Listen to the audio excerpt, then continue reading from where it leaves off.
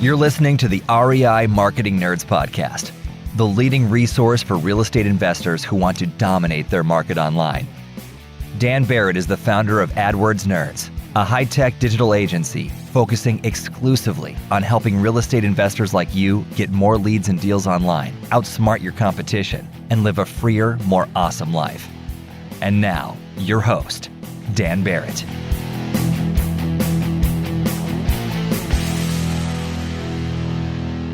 Hey guys, welcome back. You're listening to the second part of last week's episode.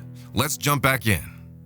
I can hear the objection, or maybe not an objection. Let me phrase this a different way. Is this something you can only do if you already have a bunch of money in the bank, right? For somebody who is, let's say, starting out, or even they've got a successful business, but that business doesn't necessarily, it pays all their bills, it's doing really well, it's great, but it's not like banking a ton of cash every month where they've got hundreds of thousands of dollars to squirrel away. I can imagine that person saying like, well, that sounds great, but like, I can't buy a car wash, right? So how do you tell people to think about that if they're relatively early in that process?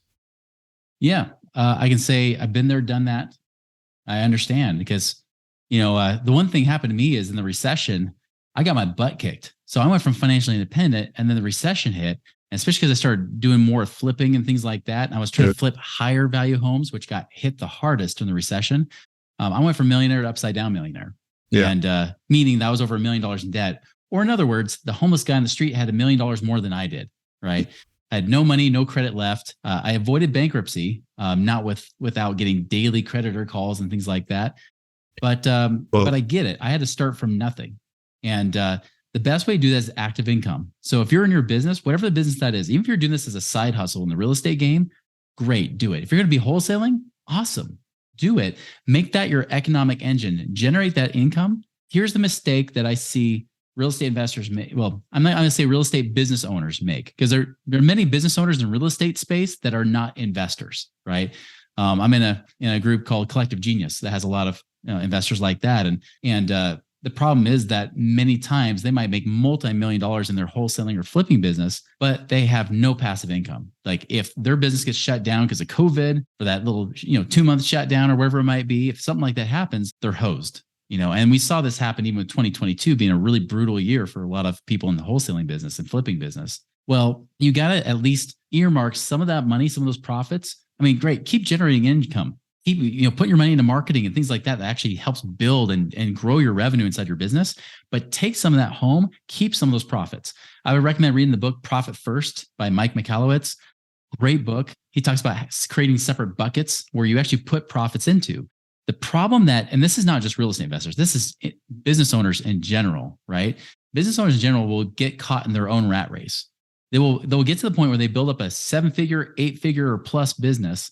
And then they turn around, look around and realize, I just created a really high paying job, because they're still stuck in it. They can't leave it. They have a great lifestyle. Everything on the outside looks good, but inside they realize, if this business isn't here, if it stops paying me money right now, I'm just as broke as everybody else in America. Yeah. And that's the own rat. That rat race happens when you constantly say, I'm reinvesting, quote unquote, in my business.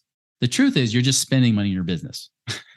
Let's be honest. Let's call it what it is. You're spending money in your business. And yes, you want a good ROI, but if that money keeps going back in the business, sure, maybe that revenue will keep generating. But if that doesn't come back home, if that doesn't translate to bigger profits for you, it's all for naught. It's a waste of your freaking time. You just wasted your life away. And so that's why I'm saying, bring some of those profits home, use that to then start creating the passive income on the side to kind of really make your situation better. Have cash reserves even. Heck, man, so many companies, flippers and wholesalers would have been in business today had they actually kept cash reserves. Like we've been pounding that drum for years because we were expecting this to happen. All the stuff that you're seeing happen from 2022 till now, we thought was going to happen from 2019 to 2020. If it weren't for COVID and all the money being pumped in, it just created a bigger bubble, right? All the stuff we were preparing for, trying to have more cash on the sidelines, just for this very reason, what happened in 2022 for real estate investors. I would just say that is like, you gotta you got to take care of yourself and your home first, create that security and that financial stability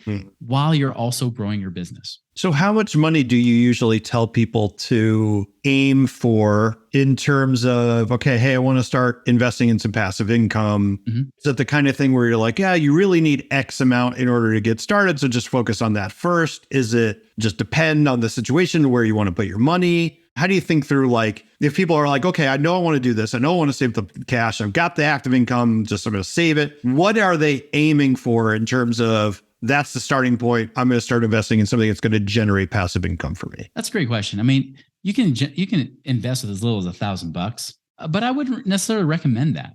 I mean, you could, but I would really recommend getting at least 100,000 plus, right? I mean, just to kind of open up your options a little bit more. But it really does depend. Like you were saying, it is case by case. So, for example, sometimes people, if they're building up to that, we might have them do like the infinite banking type strategy to help build up their savings and get it outside the banks, kind of debank yourself, because that's a big concern right now in our community is just, hey, do I even trust putting a bunch of money with these banks? What happens, especially if it's a regional bank, what happens, if it goes under? So there's ways to do things like infinite banking. You could do that. But yeah, I would try to get it to at least 100,000. How much you save percentage wise, like from your business profits, whatever you can. If you've never saved a profit out of your business before, if you've always been quote unquote reinvesting and you've driven your spouse nuts because all you keep doing is putting money back in the business, and you'll say, don't worry, someday we'll live that life of our dreams, right?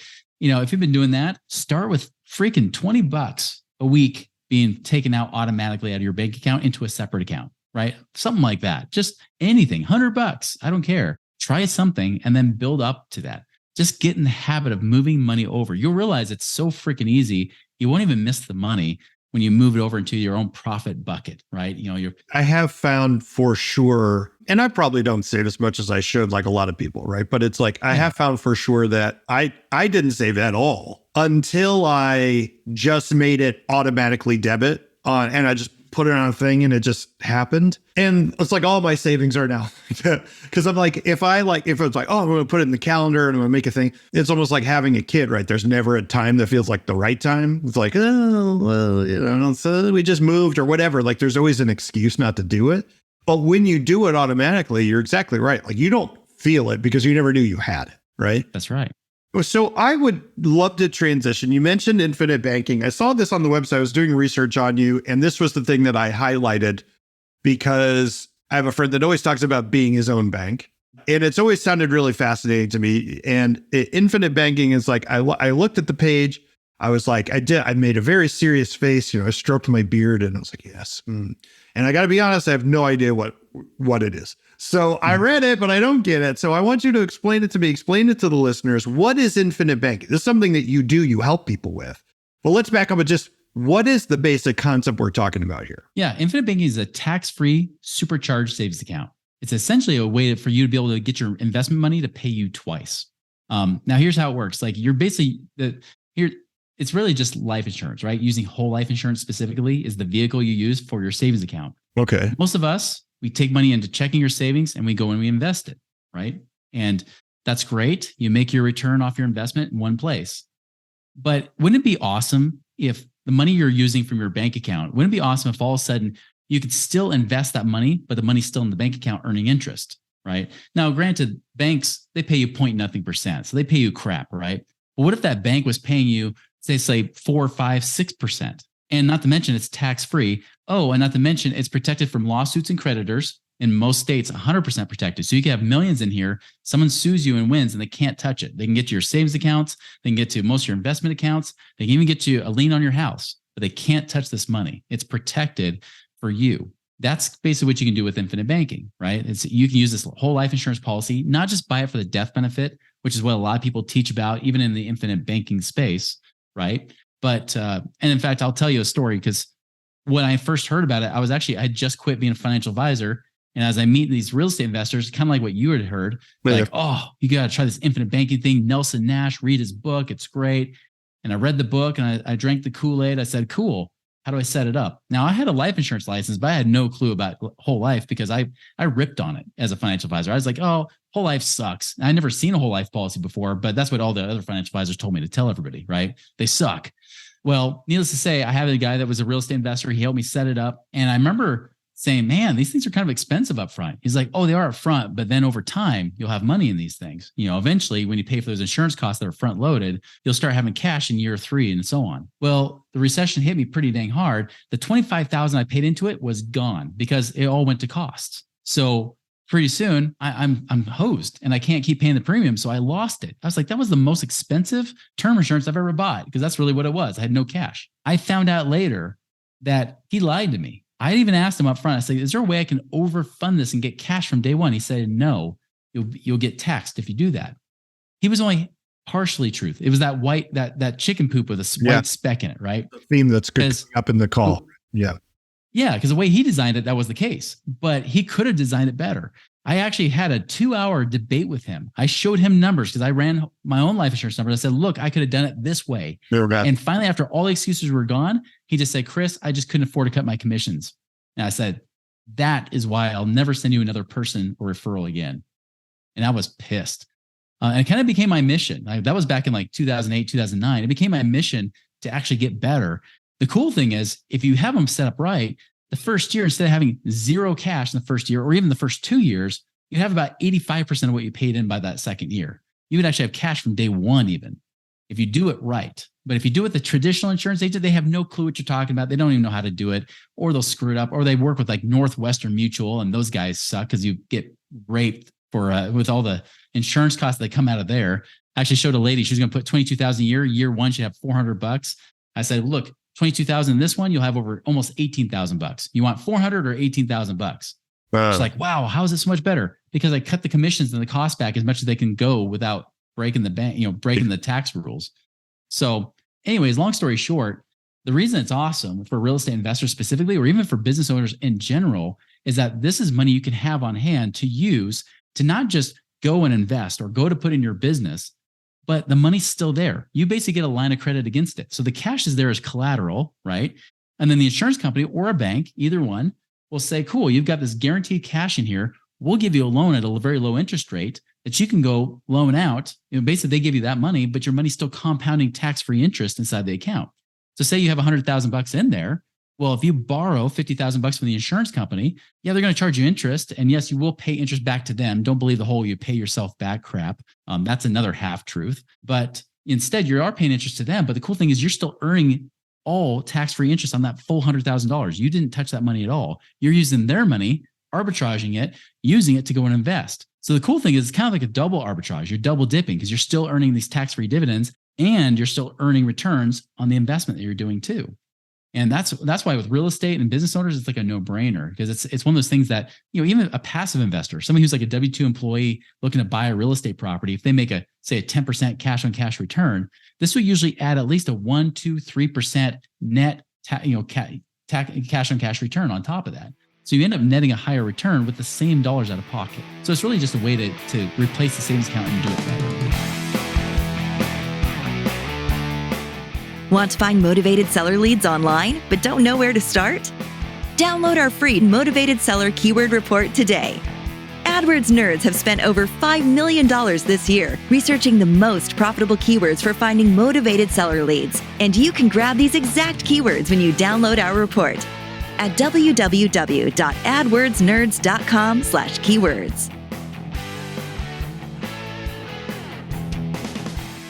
There's always a risk associated with everything, right? So what are the risks associated with doing the infinite banking thing, right? If you take the world's most boring, quote unquote, safest thing you could possibly do, I just put it in a savings account in my local bank or whatever. As you mentioned, like, there's still a risk there, right? That bank could explode, like whatever, right? There's always a risk. So what are the risks associated with this one, and how do you teach people to kind of think about mitigating those? Yeah, actually, that's why a lot of my real estate friends are leaving the banks right now. They're unbanking, as is becoming the term right now.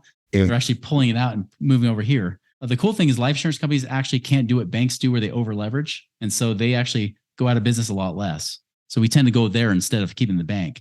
Even for my own money, my wife requires I keep $300,000 that we don't touch. I told her, I'm like, I'm not going to keep that at the bank at 0.0%. That's just not cool. And I get taxed on that 0.0%. Yeah. So I told her, I'm going to keep $250,000 inside of here, $50,000 inside the bank. Right. And that way, now I'm earning like 5% tax free on that money. Well, cool. Now I just made $12,500 instead of maybe $1,500 on that same $250,000. that would have been with the bank, after taxes and everything. Yeah. Now, downside here is one, if it's not designed the right way, you'll end up buying a piece of crap like I did in the beginning, right?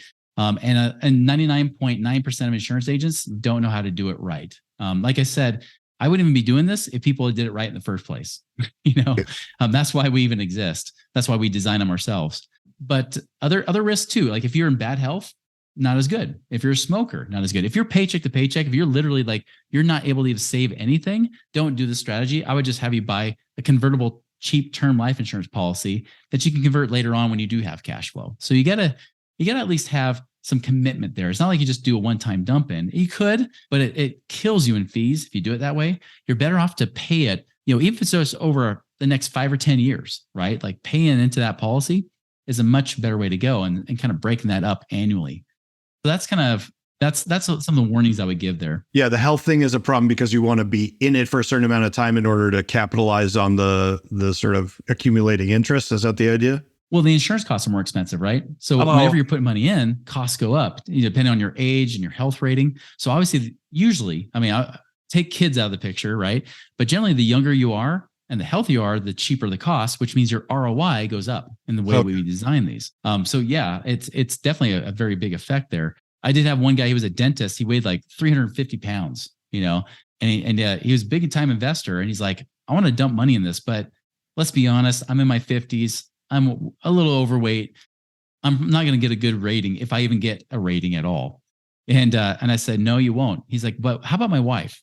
She's a few years younger than me. She's in perfect health. Could we do it on her instead? I said, yeah, we could. And so we started putting in like over $100,000 a year into his wife's policy instead that he controls. He still invests with it. He actually does a lot of stuff now outside of real estate. Now he does stuff with like oil and gas technology and stuff, right? Yeah. He can do that because he just used his wife. I have another guy that's a veterinarian in the Midwest that he got on policy on not just on himself, but even got on 2 of his kids. And he's putting money into those and then pulling their money together to go buy real estate and then using the cash flow and everything from that to be able to help that generate bigger returns. He's kind of using that to replace the 529 plan, which sucks if the stock market goes down like it did last year, right before your kid goes to college, right?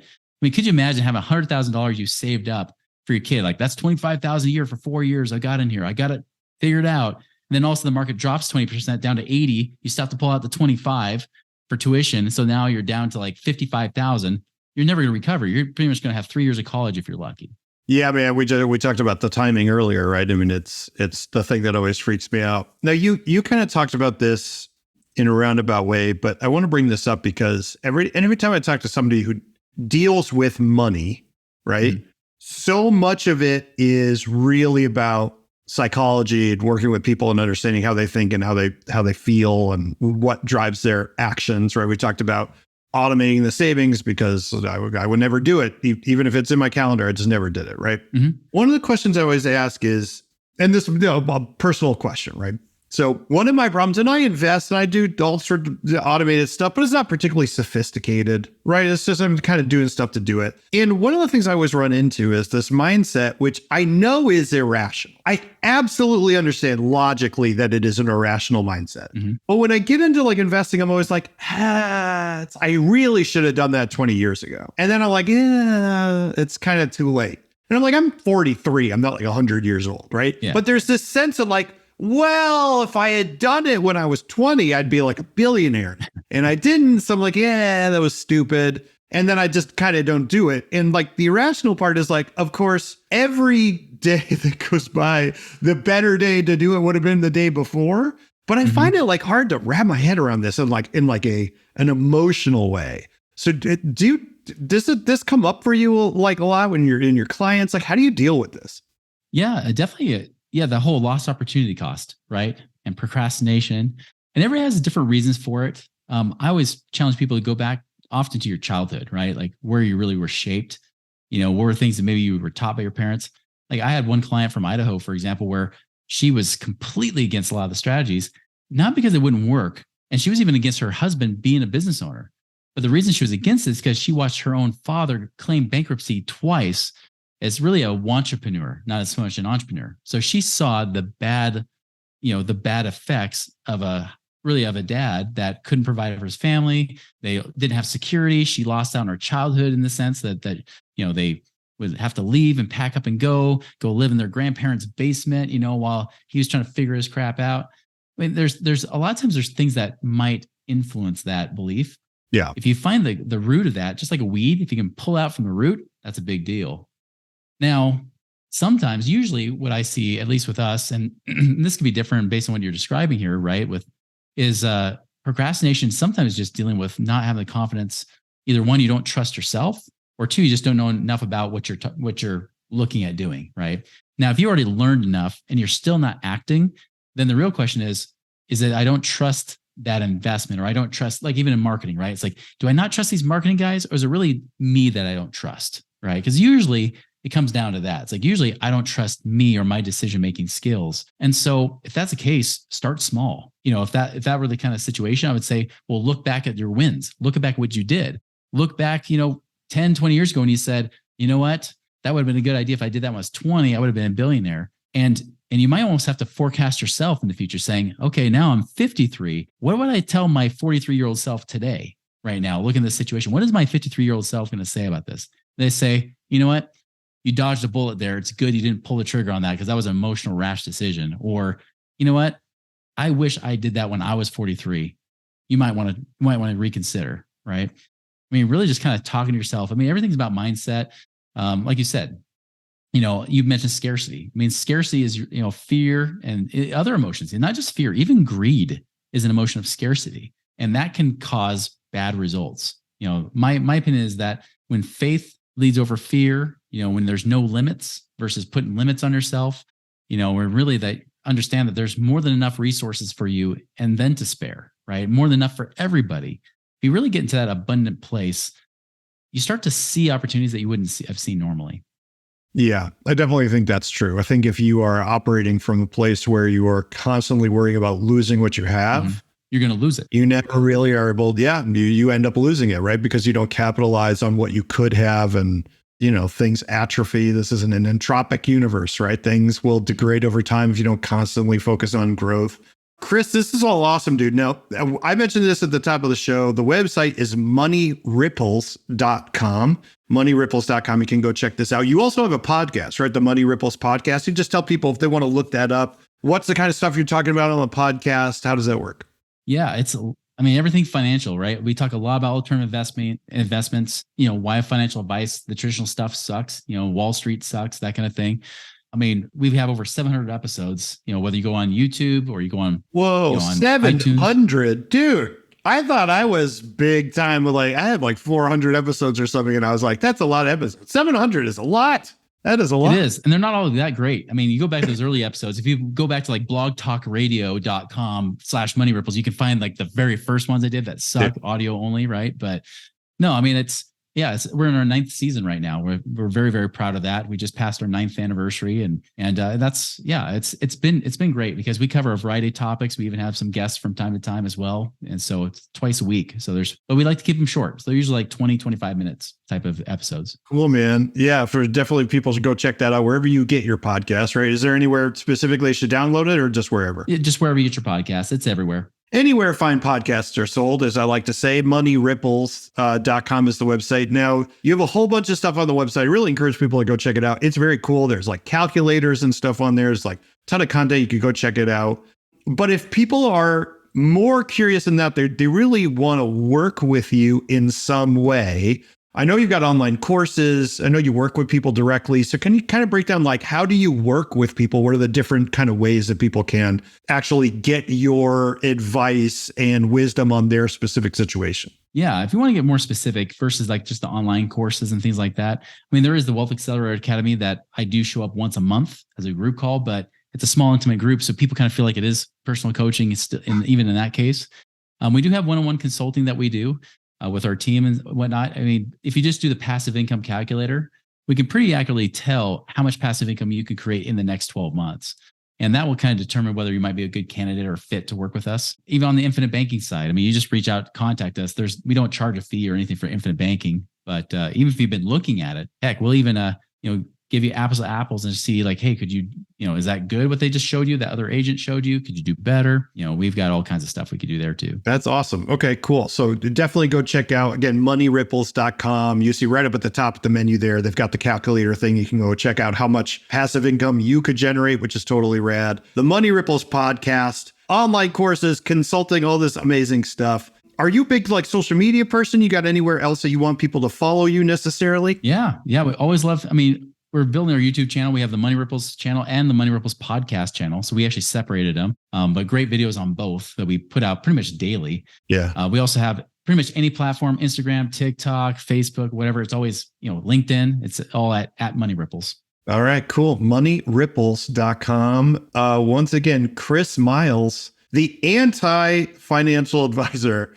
Thank you so much, man. This was really fascinating. I didn't know what infinite banking even was. Now I got something I got to go Google. Or actually just go to moneyripples.com and look it up. We even have a playlist on YouTube called Infinite Banking. So make it easy for you. Yeah, just fuck it. Oh, I shouldn't swear. Oh, swear in my own podcast. This is a family podcast, Dan. Go on YouTube, check it out. Moneyripples.com and Chris Miles. Thank you so much, man. I really appreciate having you on the show. Thank you.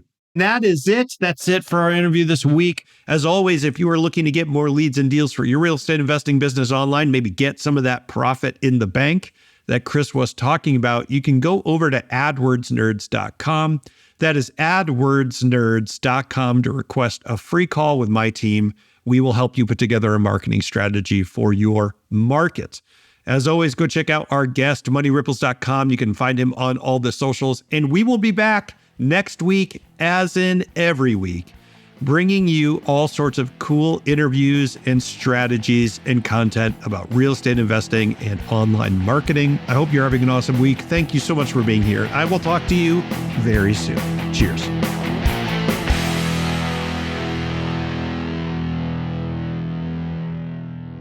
This is thepodcastfactory.com.